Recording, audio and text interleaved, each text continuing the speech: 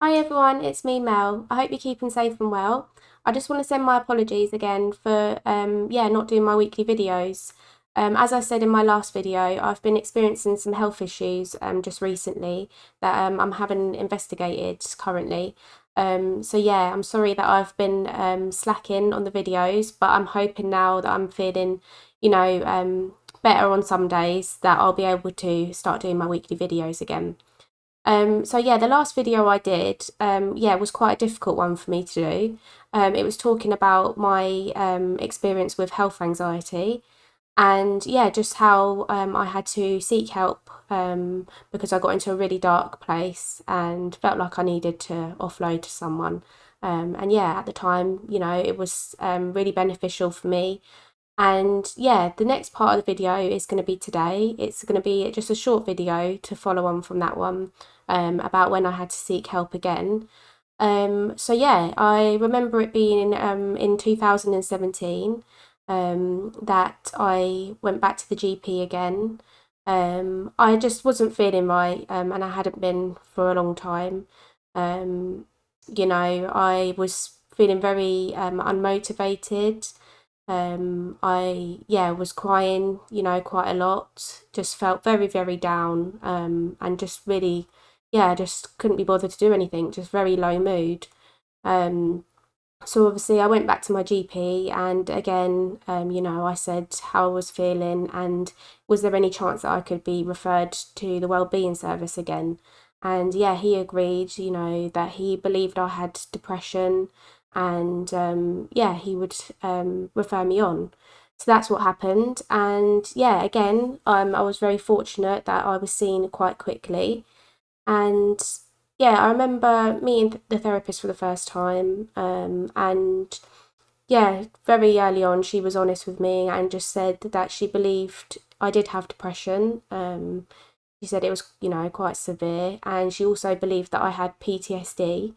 Like I said, she was honest with me. She did say that she believed that it was quite complex and that someone else that was a bit more specialised would be able to assist me further. So, she actually knew someone within the department that did a therapy called EMDR, which stands for Eye Movement Desensitization Reprocessing. It's not something I'd heard of before, but I was quite open to try anything.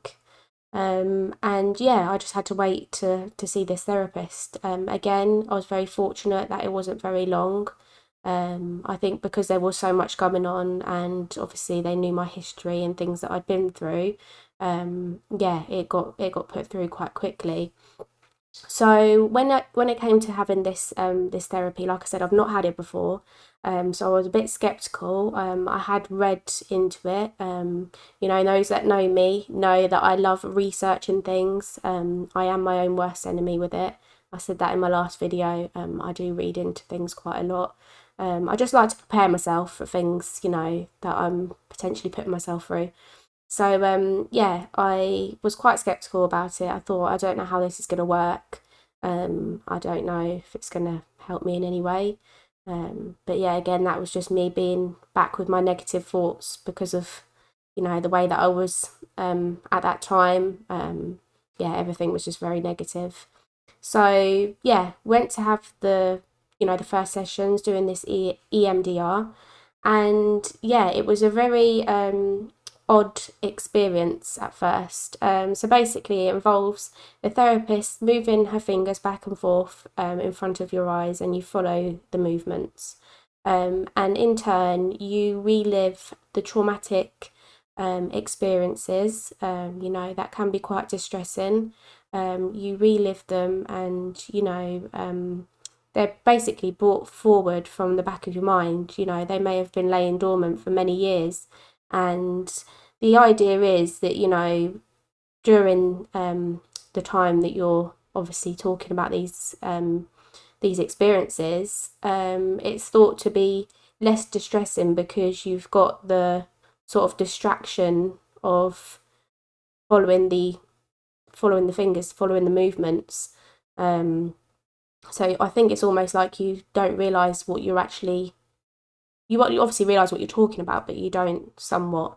It's I don't know if I'm explaining it the right way. But yeah, for me, we always started with a safe place. So for my safe place, it was the children's home actually. It was just somewhere that I felt happy and secure at the time, and yeah, had a lot of good memories there. So I always began the session, there, in my happy times, and then obviously going into the session, it was reliving these traumatic experiences that I'd, pushed right to the back of my mind, and yeah, thought that they were just simply going to go away. But yeah, in turn, they've obviously been eating me up inside. So yeah, hence why I was getting the help. Um, and then yeah, after the session, we always ended with the safe place again. And yeah, the first few sessions, I'm not going to lie, they were very, very hard for me. I became very emotional, afterwards. Sometimes during, I would have to say I need to stop. It was just all too much. But as time went on, I can't say it got easier, but I just felt like the load was getting a little bit lighter. And yeah, some of that stuff I'd been carrying around, it was quite nice just to, be able to talk about it with someone. Just, not to have anyone judge me. And yeah, just be able to finally release it all. So yeah, I found it very, beneficial. I can't remember how many sessions I had, to be honest, but yeah, it was definitely, a good thing, that this original therapist had suggested me go into this other one that specialised in this therapy. So yeah, I'll put the term down below again for the EMDR, just in case anyone wants to have a look into that therapy. If you're, going through similar things, with PTSD, I would recommend it. Like I said, I'm not going to say it's easy to do. There were times, where I actually just didn't talk about things that were actually popping in my mind, just because it was just too painful for me. So yeah, I think it's gauging whether you feel comfortable with that person or not, and if they're not the right person, seek someone else that specialises in it, and just keep trying again. Just don't give up until you find the right person that you can fully trust and be yourself. Be your true self with. So yeah, a little bit just about the PTSD. Obviously, it does stand for post-traumatic stress disorder. And yeah, I wasn't aware, that was something that I was, going through, dealing with. But yeah, some of the symptoms that come with it are flashbacks, nightmares. You can have physical sensations where you'd be sweating, feeling physically sick, trembling. And yeah, you can have trouble sleeping. And for me, I had a lot of triggers when I would see the person, that had, um, done these things to me. I almost would freeze, and felt like, I couldn't move. And that used to happen, not very often. We live within the same town, so it didn't happen very often. But when I did, I would be, very panicked. I did ring my partner a few times to say I'm in here and this person is in here. Like what should I do? Help, kind of thing. And yeah, it wasn't it wasn't nice, and it's still not very nice. But over the years, I have, been able to sort of heal somewhat. But yeah, like I said, it isn't easy. It isn't something that is going to magically disappear. And I think it's hard for people that do have PTSD to explain it to other people, because unless you've been amongst it, unless you've been through it, yeah, there isn't any way that people can truly relate. And I think that's the same, with grief as well, which is, something that I'm trying to kind of get out there, and try and normalize, just so people are aware of what others are potentially going through, and ways of talking to that person and letting them know that you're there for support. I think it's the same for, PTSD survivors. You just need that support system around you, then people that, yeah, are going to be there for you throughout your journey with it. And yeah, I'm just so glad, that I've been able to talk a little bit more about it today. And yeah, like I said, I've been going through some things with my health, and yeah, I'll be updating you all with that, when I do my next videos. But I'm definitely going to be on it now to continue to do what I set out to do. Just to let you know, I will be putting it down in the description, but I have now started a page on Facebook, which is under A Life of Loss with me, Mel. I'm just going to be sharing some personal photos, some quotes that have helped me, in some way, and yeah, just little bits, that I just want to share with people, about my parents, about my foster mum Jan, her mum, and my brother that I lost.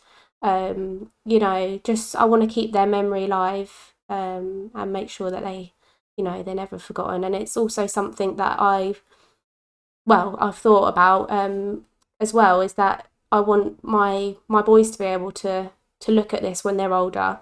Obviously I'll be explaining things to them, but to be able to, have it in video form, they'll be able to watch it whenever they want, and yeah, just know more about their mum. So yeah, I'm just really glad, that I decided to do this. I'm going to continue doing it, and yeah, thank you again for all the support. If you like my videos, please give me a thumbs up. Yeah, keep sharing. Like I said in all my videos, this is me allowing myself to be vulnerable to people I don't know, and it has taken a lot for me to do this. And the amount of messages I've had from people has been very overwhelming, but in a good way. It's really just kept me, spurred on, to keep doing what I'm doing. Just really encouraging words, and yeah, just can't thank you enough. So yeah, as always, stay real. And I just wanted to do a quick quote, actually. I just forgot about that. Just for anyone that might want to hear it, maybe struggling right now. We've all been there. I've been having some real down days. But I just want you to know that how brave and important, sparkling and wonderful you always are, even if you don't feel like it. So yeah, stay real and take care. And I'm sending lots of love to you all. Bye.